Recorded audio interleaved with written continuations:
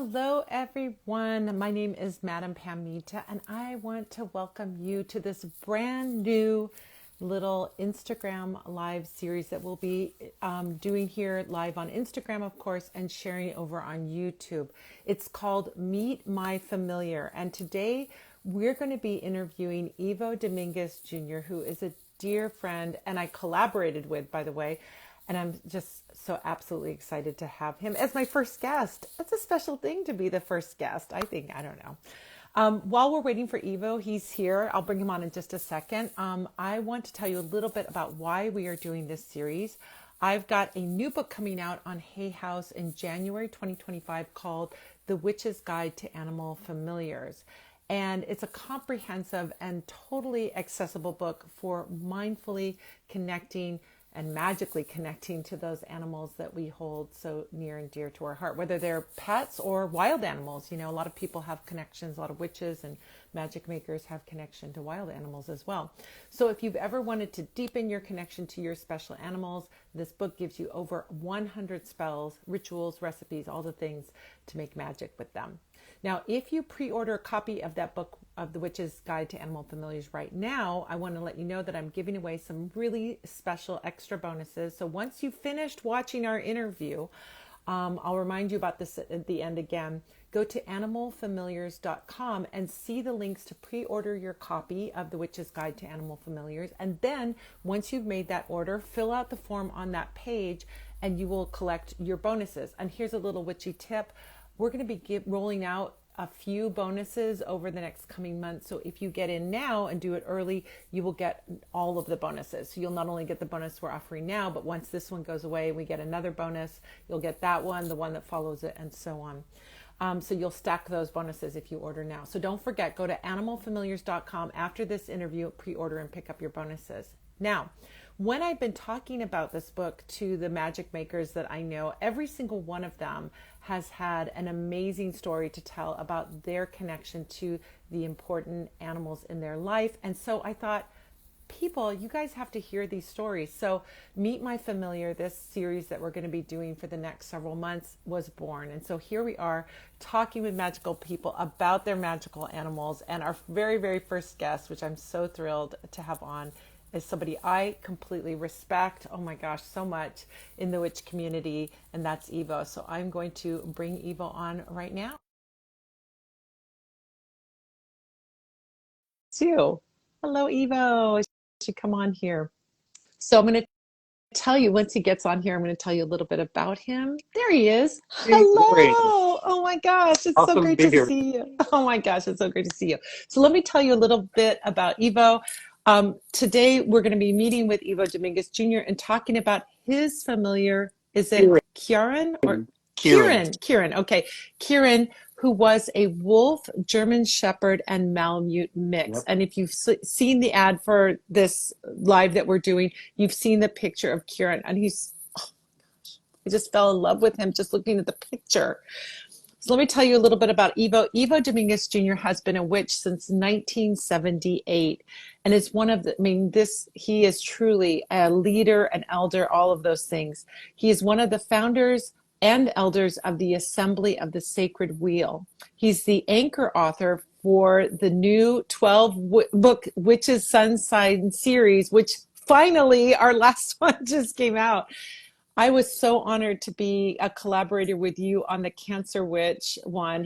What he did was so brilliant. He wrote these 12 books and then collaborated with witches of that sign and others. You know, sometimes people from other signs came in and gave a little contribution, like to our Cancer book, for example. It's just a brilliant series. That alone should make you world famous just for that amazing series. But not only has he done that, of course, he's the author of The Four Elements of the Wise, Keys to Perception, Casting Sacred Space, Practical Astrology for Witches and Pagans, and Spirit Speak. I mean, this is an amazing, gifted, wonderful keeper of knowledge and wonderful, generous sharing of that knowledge through these amazing books. His techniques are rooted in a synthesis of traditional metaphysical teachings, modern science, and the memories from past lives. In his mundane life, You're just an amazing person all around. He has been a computer programmer, the executive director of an AIDS HIV service organization, a metaphysical bookstore owner, and more. He is queer, poly, and lives in the woods of Southern Delaware with his family of choice. And you can find him online at ivodominguezjr.com. Well, after all of that, I mean, you are like you live multiple lives in one life. I think, Ivo. I, It's amazing. yeah, by my count, 5 incarnations in one life. Absolutely, absolutely. Thank you so much for joining me here. You know, I love and have nothing but the highest regard and highest respect for you in our witch community. You are truly one of the big names and the big leaders. And so when I got the call to do the book with you, of course, I was super honored and thrilled, but it is also an honor having you here today. Thank you.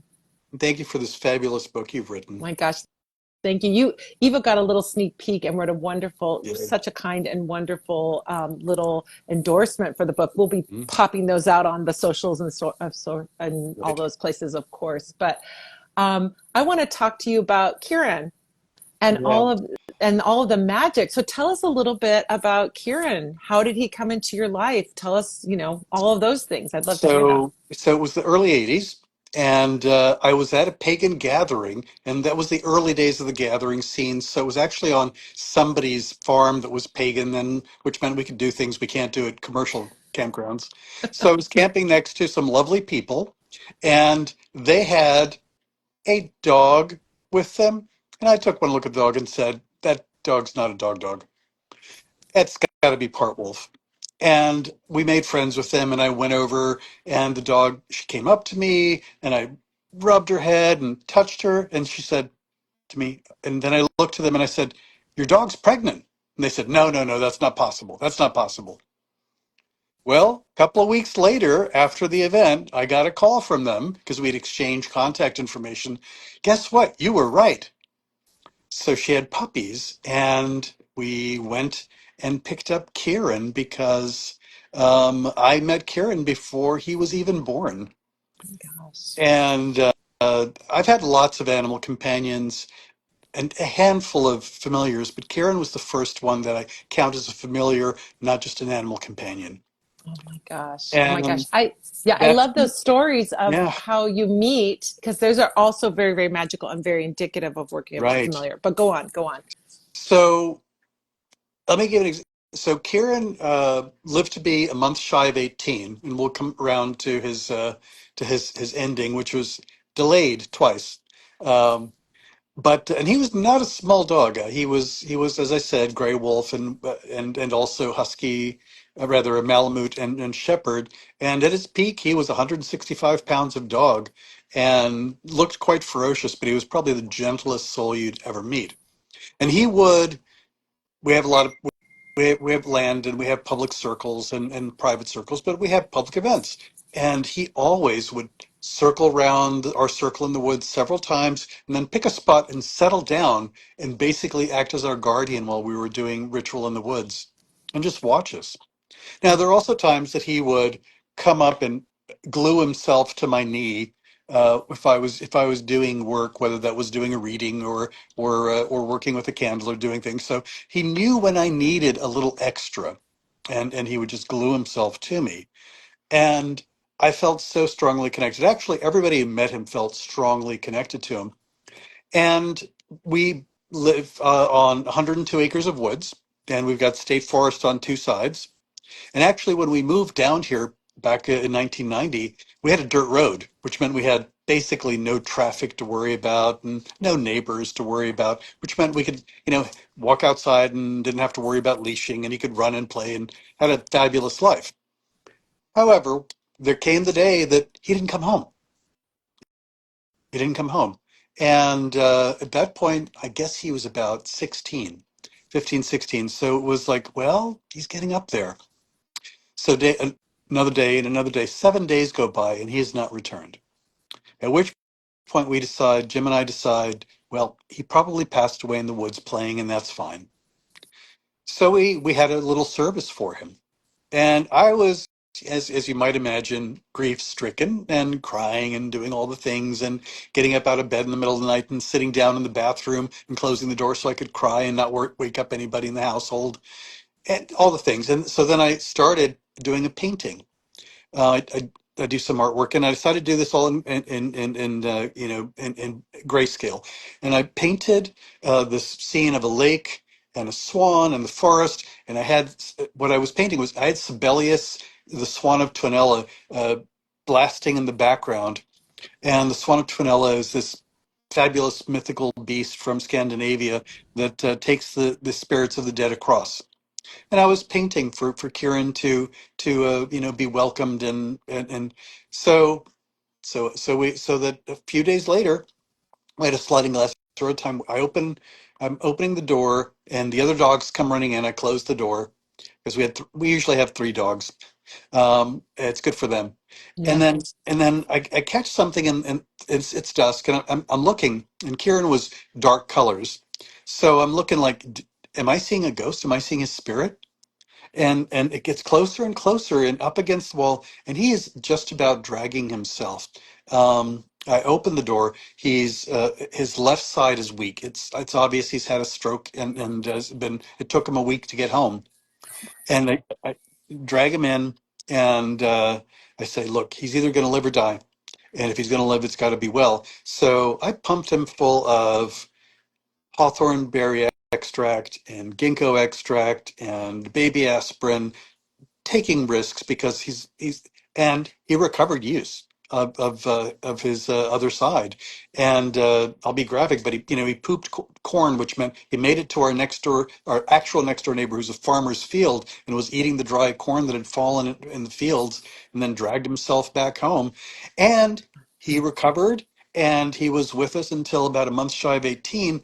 And the night of his death, we had people over for an event that was a magical event that was happening in our house. And one of our friends, Fuzzy, had gone hunting and gave him venison as a treat and whatever. And he actually had, like an awesome last night on the planet. So he had a blessed life, and he gave me so much. I cannot tell you how much he gave me.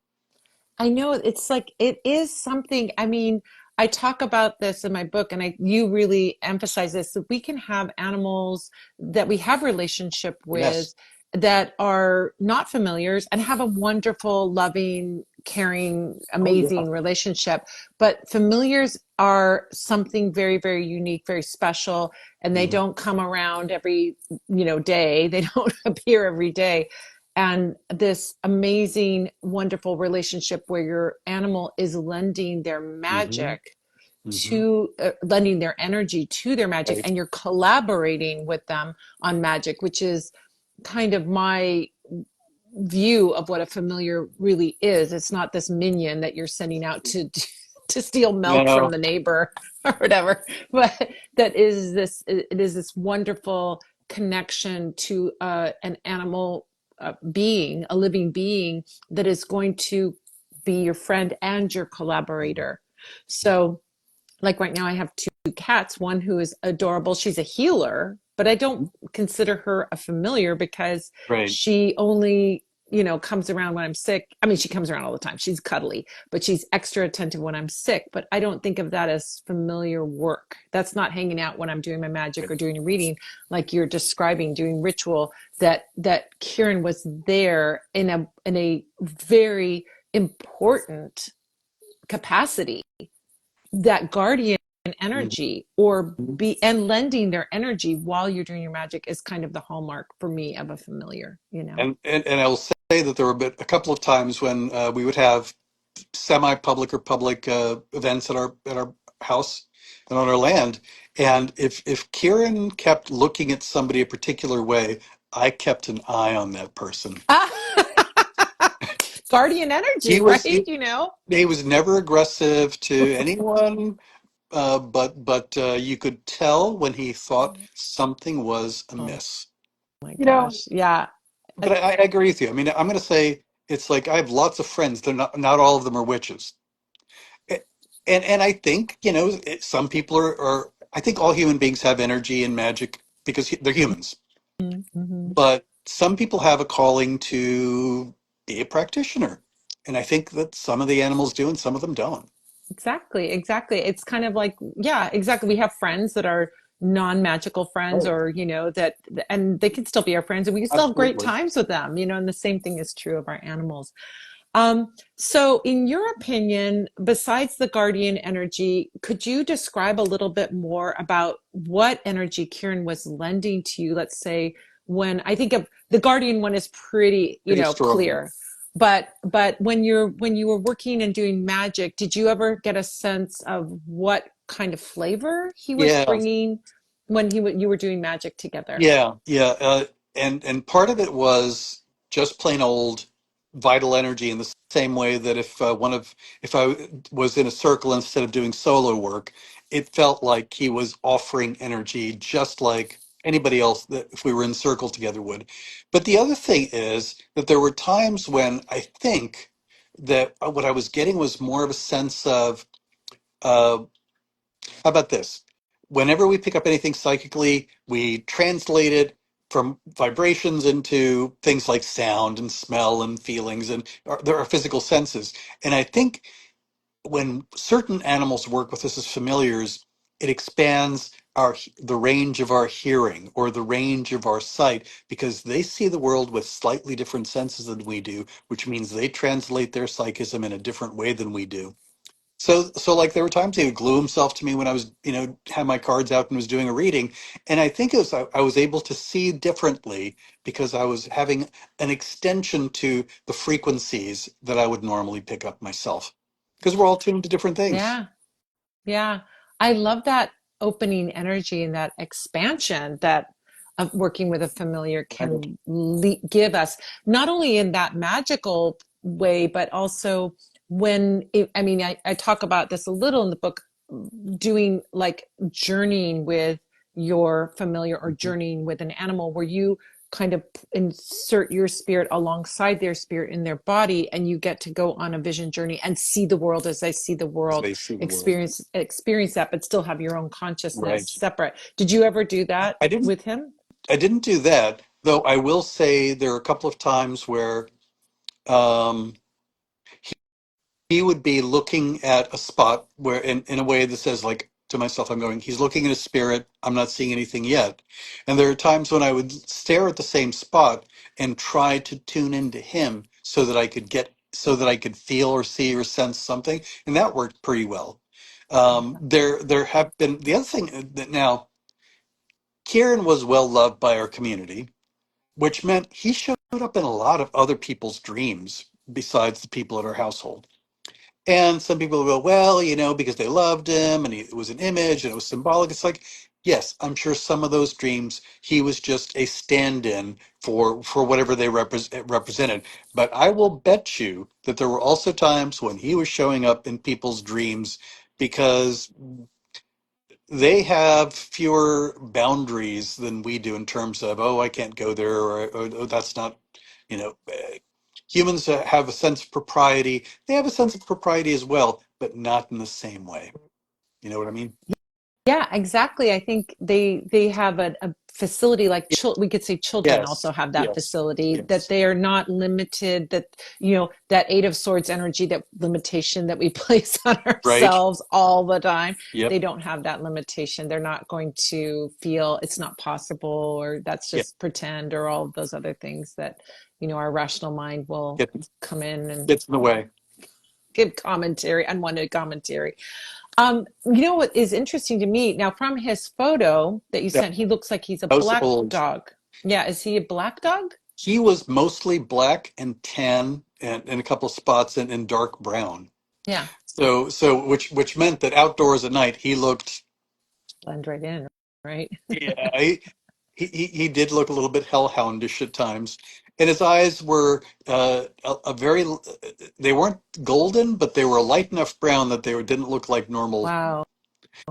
But he was always very imposing, and that was probably good for a lot of reasons. I'll say that. When there were a couple of times he scared off dogs in the neighborhood. By the way, because we had stray dogs and feral dogs that live in the forest. We did have, and this is a testament to his nature. We had a cat that lived with us, uh, uh, Mr. Kitty. His real name was Socrates, but everybody just called him Mr. Kitty. He was a white, blue-eyed, deaf cat and slightly psychotic. One of our housemates brought him home because she was at the pet store getting the fancy fresh food for the cats, and the kitten. This was a kitten that was being returned for the third time because there was clearly something not right with the kitten. Yeah. And he was kind of a little crazy and a little bit off. There, I cannot tell you how many times he had scratched up Ciaran, actually ripped straight through his nostril once. Mr. Kitty was crazy. However, on multiple occasions, when we were outside with the dogs and the two cats are wandering around and feral dogs showed up, he would make a beeline for that cat to defend it. Oh my So, gosh. when I say he had defense and protection, everybody that was included in the bubble that Ciaran identified as part of his extended family, he had their back, even if they were a pain in the butt. Yeah, it's like kind of like the family member that is a real a-hole and you can't stand them, but But don't let anyone talk bad about family, them. and I But you can't wish talk bad about them. I Only I can talk bad about them. there was a time where we had one of my students decided to uh, we have multiple ritual spaces on the property, and he decided to do a bit of experimental magic that went awry. Man, Ciaran was straight out the door and to the spot in the woods where they were trying to do a ritual and things were going wrong, and they so that he had his own judgment about who needed defending, and it wasn't always physical. Sometimes it was spiritual. Right? This is amazing. I love the story. I mean, I love what the stories. I mean, yeah, I was already excited when you gave me a little Hmm. snippet, but all of these details are just like a testament to that beautiful witch familiar relationship and how rich it can be, Absolutely. how in how enhancing it can be to your practice, to your life, to your heart. You know what I mean? All of those things, that oh, I love it so much. I think it's interesting because commenting on his coloring, I Hmm. say there's a tradition that a Black black dog, cat and black right? dog Right. are magical, but that is really that is only I think an English tradition. Right. Might be mistaken. It might be even in some Western European, but in Eastern Europe, it's gray cats and white cats that are Yep. Yep. witches and magical. It's different everywhere you go. Yep. But I was wondering if that coloring. I love the fact that he was imposing, and if you are a guardian, you don't want to look like a little wimp. I mean, although So wimpy looking things can be guardians, but but he also had extended magical family. Uh, my other half sister, Flo, took two puppies from the same litter because and they lived on her farm in Vermont. She has 167 acres, so they had lots of space. And no matter how many years, and she's a medium and did other things. So, but when she would visit and bring her two dogs, they would all look at each other, and they would calmly, the three of them, take walks in the woods together. they remembered each other. Of They course they remember each other did. instantly, Yes. instantly. Oh my gosh. And it's probably such a sweet visit for them Yeah. too. Oh, I love that so much.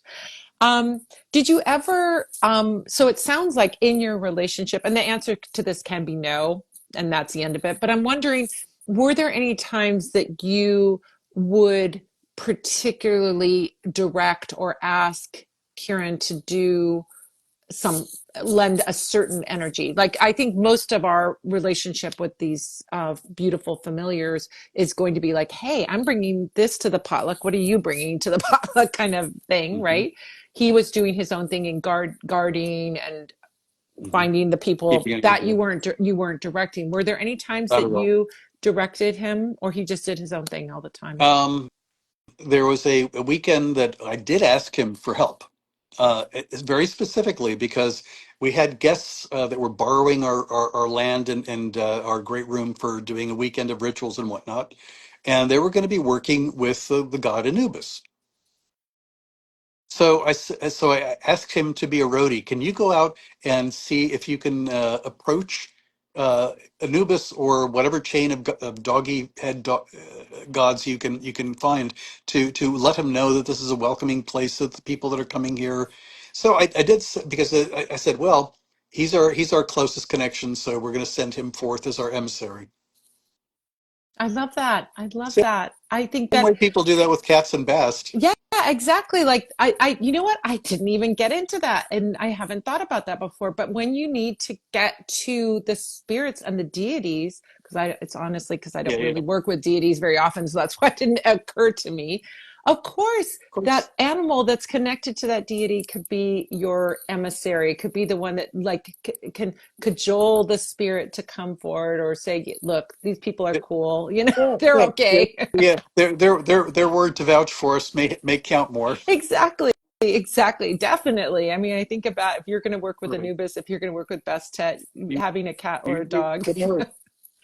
I also think too, even if you were, let's say you had a cat and you were going to work with Anubis, a cat would be a little bit closer to bringing that Yeah, energy than a human, right? So you could right, actually do right. that too. It's still any animal, but Yeah. Oh my gosh, I love that. Um, so let me ask you a question before sure. we're just doing these I very short interviews, but I know, I want to know. give you I want to give you, is there anything else you want to talk about with Ciaran? Any stories or anything else that I didn't hit on with my questions that you want to share Oh, or well, advice you want to give to people about connecting with a familiar maybe? when they pass, give them a little bit of time before you invite them back for a visit. But we see Karen and several other dogs and cats pretty regularly still. We've been on this land for about a little over 30 years now, so Oh my gosh. So his spirit lives on in this guardian spirit. yeah. I love that. Yeah, I do agree. They need a time to transition to get their refreshment. At least 40 days is the tradition, but you might want to even give them a little bit longer so they get, Hey, if you want to think of that 40-day thing or 45 days thing, it's actually about the length of time between each of the 8 holidays. oh my gosh, One click right. of the clock. Yeah, exactly. Exactly. Any advice to somebody who wants to work in particular with a dog familiar? Anything you might want to suggest or a little tip, or if they think that, how do I know if my dog is a familiar, anything like that? Well, don't try to make it if it's not happening on its own, for one. 100%. Yeah. And secondly, if you work with your energy field or aware of your aura or your chakras or whatever system you use to describe that subtle energy, try to push more of you out before you do it, because the way my eyes or my psychic senses pick it up, when you look at dogs, cats, most of the mammals, I'm going to just keep it at that for a moment, a greater portion of their selfhood is floating out of them than in them. Humans cram almost all of it into the body. They're like halfway in, halfway out. So if you want to talk to them where they are, try to be halfway out of body to talk to them. Such a great tip. That's an amazing tip. I love that. Yeah, if you can get into the trance state out of your body, you can, oh my gosh, so good to meet with them in Yep. astral, and the Much astral realm through vision work, through trance work. Oh my better. gosh, so brilliant and beautiful. Oh my gosh. Well, do you have anything? I know you're a busy guy with classes and workshops and all kinds of fun things and books probably in the works. I don't know. Yeah. What's going on in your world that you want to share with All everyone right. before Well, we I wrap up?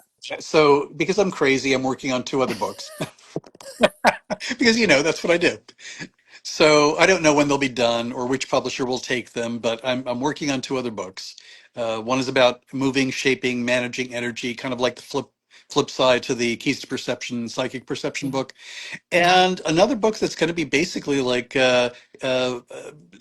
samples of my spells and rituals, basically excerpts from my grimoire or my Oh, Book of Shadows, if you want to look at it. that is So a treasure. That is worth. it's kind of like a hodgepodge, but the other thing is, look at my website. I do a lot of conferences. I love teaching in person. I do online stuff too. So if you want to see where to see me, you just go to my website. And honestly, that's really it. I'm pretty easy to track down. Do you have like an email list that sends out when you're going to be I places and do things? have an email list, and you can sign up on the website if you want to do that. And I don't do it often because I don't like to drown people in emails. So you won't be signing up for something dreadful. It'll be once in a while, hey, this is what I'm doing. and That's so occasionally some free goodies in the email. wonderful. That's amazing. That's perfect. Well, I hope everybody goes over to ivodominguezjr.com. Go sign up on his email list. You'll find out when he's going to be in your town, probably somewhere on the East Coast, mostly. I'm sure that's where you do most of your stuff. Yep. But now that PantheaCon is, I mean, PantheaCon, now I'm getting it mixed up with PaganCon. I am Um, aware of people that are working on creating a West Coast event. Whoa, They're not that's ready. great They're not news. ready to announce anything yet, but there's work happening. Oh my gosh, that is great news. I love, that's your little extra tidbit, Extra folks. You heard tip it again. from the source. There's something going to be happening on the West Coast. Well, Ivo, I want to thank you. Thank you so much from the bottom of my heart. You know, I adore you. You are everything to me. I'm so appreciative of you being my very first guest on the show. We're going to be putting this I'm over honored. on YouTube Right, right. so that it'll live forever. It won't get lost in, you know, how Instagram, I everything gets do. lost, all these things. So we're going to keep it over on my YouTube channel so anybody can see it anytime and find out about you and Ciaran and how to connect with their animals. I want to thank everybody that came to the live so much. Anybody that's watching this in the replay, I thank you so much for watching.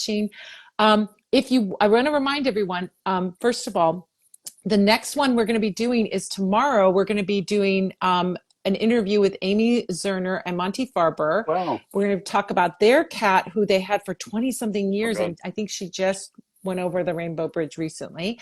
Hmm. But we'll be meeting at 12 noon Pacific, 1 Mountain, 2 p.m. Central, 3 p.m. Eastern here on Instagram. So come and join us for that and meet me over there. And then I also want to let you know, if you want to make magic with your special animals, you want to check out the Witch's Guide to Animal Familiars. It's coming in January 2025.